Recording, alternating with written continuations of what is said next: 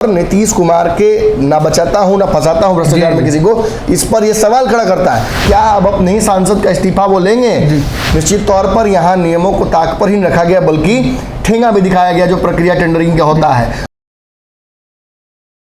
नमस्कार, भारत लाइव देख रहे हैं आप। यह गेम बड़ा है। अक्सर तो हम गेम बड़ा में पर्दे के पीछे चल रही सियासी हालत को बताते हैं, लेकिन आज का जो विषय है कुछ खास है। आज हम भ्रष्टाचार के विषय पर आपके सामने आए हैं। एक पीडीपीएल कंपनी है जिसको सरकार ने इमरजेंसी सेवा एम्बुलेंस के लिए टेंडर दिया था, जिसमें करोड़ों का घोटाला हुआ है। हालांकि कहा जाता है कि नीतीश कुमार भ्रष्टाचार से कभी समझौता नहीं करते हैं, लेकिन इसमें जो करोड़ों का घोटाला हुआ है, इसमें जेडीयू के सांसद चंदेश्वर प्रसाद जी के परिवार फंस रहे हैं। तो इसको क्या किस प्रवीण मैं बता देता हूँ। देखिए 2017 में ऐसी ही परिस्थितियां नीतीश कुमार के सामने उत्पन्न हुई थी।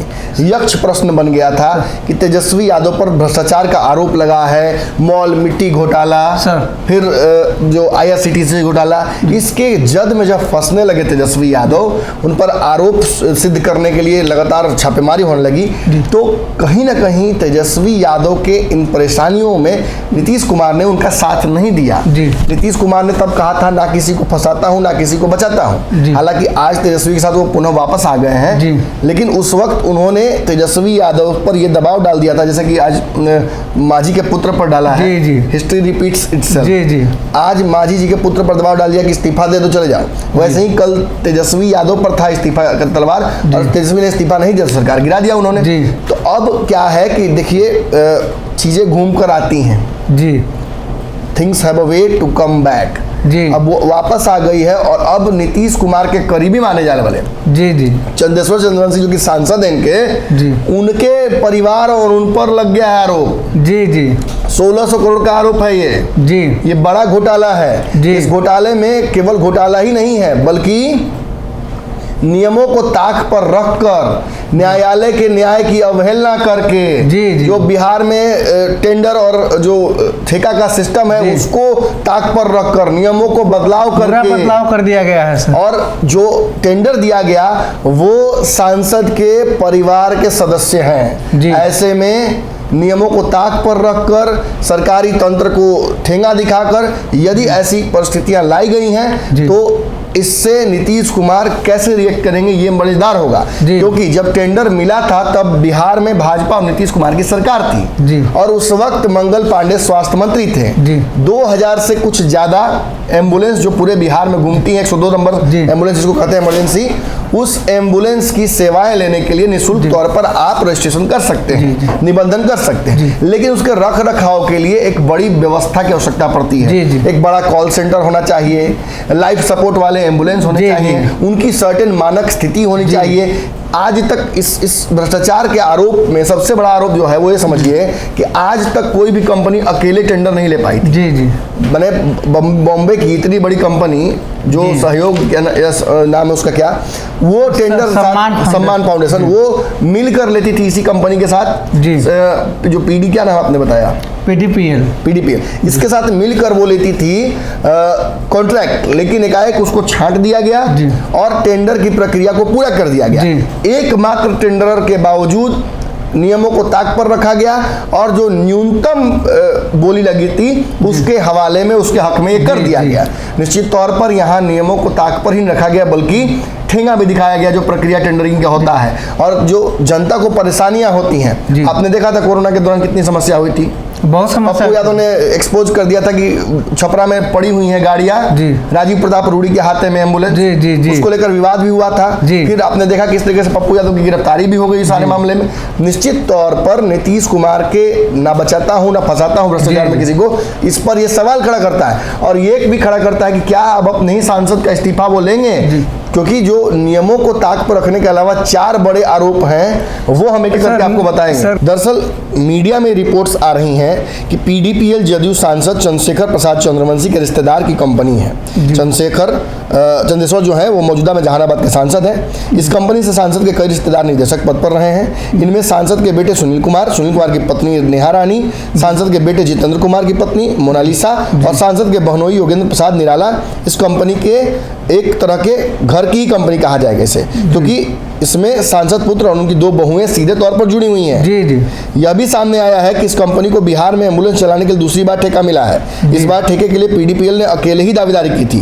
कंपनी के खिलाफ अनियमितताओं का आरोप लगा था और मामला हाईकोर्ट में गया था, जिस पर हाईकोर्ट की टिप्पणी भी थी, लेकिन उसको भी कहीं ना कहीं ताक पर रखा गया। तो आरोप कौन कौन से हैं? देखिए, तो पहला आरोप तो वो था। अब दूसरा आरोप क्या है? दूसरा आरोप ये है कि ठेका देने के लिए नियमों में बदलाव किया गया। आरोप है कि ठेका देने के लिए नियम में बदलाव करते हुए उसके अनुसार कंपनी अकेले बोली लगाई थी, उसे टेंडर नहीं दिया जा सकता है। पिछले 3 सालों के दौरान कम से कम 750 एम्बुलेंस चलाने का अनुभव हो, इसके अलावा 50 एडवांस लाइफ सपोर्ट एम्बुलेंस और कम से कम 75 सीटों वाली कॉल सेंटर की सुविधा होनी चाहिए। लेकिन पीडीपीएल ने बिहार में अकेले कभी एम्बुलेंस नहीं चलाई थी, उसके पास सिर्फ 50 सीटों वाला कॉल सेंटर भी है। तो एक बड़ा आरोप है। इस आरोप की वजह से भी ये मामला और गंभीर होता है। वहीं एक और आरोप लगता है कि पीडीपीएल ने ठेका देने के लिए एम्बुलेंस सेवा का प्रबंधन करने वाली स्वास्थ्य विभाग की agency state health society of Bihar ने एडवांस लाइफ सपोर्ट एम्बुलेंस की संख्या 40 कर दी और कॉल सेंटर में सीटों की संख्या 50 कर दी। रिपोर्ट ने दावा किया कि 2022 में आरएफपी में एक और बदलाव किया गया। पहले की आरएफपी में दर्ज था कि अंतिम चयन गुणवत्ता और कीमत के आधार पर होगा, लेकिन बदलाव के बाद इस पैमाने को बदलकर न्यूनतम खर्च पर लाकर रख दिया गया। यानी जो हमने बात कही थी, यहाँ भी मामला फंसता नजर आ रहा है। ऐसी स्थिति में यानी कुल मिलाकर जो सुविधाएं हैं वो ऐसी कर दी गई कि जो कंपनी है उसी को टेंडर मिल पाए। आरोप एक और है, ठेके की इस प्रक्रिया में दस्तावेज लीक करने के आरोप भी सामने आए हैं। आरजेडी के 3 विधायकों ने जुलाई 2022 में इस बारे में बिहार में सबसे जो ज्यादा आरोप लगा था कोरोना के दौरान स्वास्थ्य मंत्री मंगल पांडे थे, उनको पत्र भी लिखा था। नीतीश कुमार ने बीजेपी के अलग होते ही आरजेडी के जो विधायक थे जिन्होंने ये मामला उठाया था वो चुप हो गए, उन्होंने कुछ बोला ही नहीं इस मामले पर। सर, इससे संबंधित एक क्वेश्चन है जी। सर, अभी जो तेजस्वी सरकार में है इस मुद्दे को नहीं उठा रहे हैं, चुप हो गए, तो ये ऐसा माना जा सकता है कि भ्रष्टाचार के ये पक्षधर है? तो वही ना बात है, वही तो मैं बोल रहा हूँ कि अब तो सर फंस गए हैं आप। 2017 की तरफ परिस्थितियां फिर बन गई हैं। अब तो अपने का विकेट गिराना है। आज तक तो आपने बाहर ही का गिराया था, और चुनाव के साल में सांसद पर इतना बड़ा भ्रष्टाचार का आरोप लग जाए, इतनी बड़ी विसंगति का आरोप लग जाए, तो कहीं ना कहीं मामला फंसता नजर आ रहा है। एक और बड़ा स्तर आरोप, ठेके की इस प्रक्रिया के दस्तावेज लीक करने के आरोप भी सामने आए हैं। आरजेडी के जिन विधायकों ने आरोप लगाया था वो तो ठंडे बस्ते में चले गए, लेकिन इस टेंडर की प्रक्रिया में घोषित होने के बाद जो बीबीजी और सम्मान फाउंडेशन ने दिसंबर 2022 में पटना हाईकोर्ट में टेंडर को चुनौती दी थी। पटना हाईकोर्ट ने याचिका पर सुनवाई के दौरान कहा था कि चूंकि टेंडर प्रक्रिया शुरू हो गई है उसे चालू रखा जाए, लेकिन समिति state health society of Bihar अदालत की अनुमति के बिना कोई अंतिम निर्णय न ले।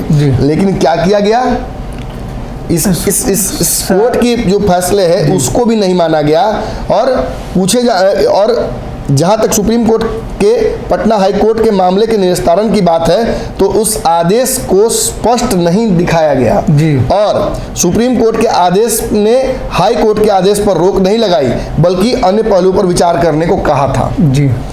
अब इस पे कहीं ना कहीं आप समझ सकते हैं कि जहां एक तरफ राजद इस मामले की वजह से फंसती नजर आ रही है कि वो सरकार का हिस्सा है लेकिन सरकार पर हमलावर नहीं है, वहीं कॉम्प्रोमाइज विथ करप्शन सामने दिख रहा है। नीतीश ने तो करप्शन पे कॉम्प्रोमाइज नहीं किया, लेकिन आप तो उनके करप्शन अगर उन पे लगता है तो आप कॉम्प्रोमाइज करते नजर आ रहे हैं। इससे पहले तो राजद ने ही मुद्दा उठाया था, लेकिन राजद जब सरकार में जैसे ही आई है चुप हो गई। अब राजद ये कह रही है कि भाजपा पहले आरोप जब भाजपा के समय में हुआ तो कहीं ना कहीं इसमें मंगल पांडे का विलिप्तता होगा, वो जांच हो।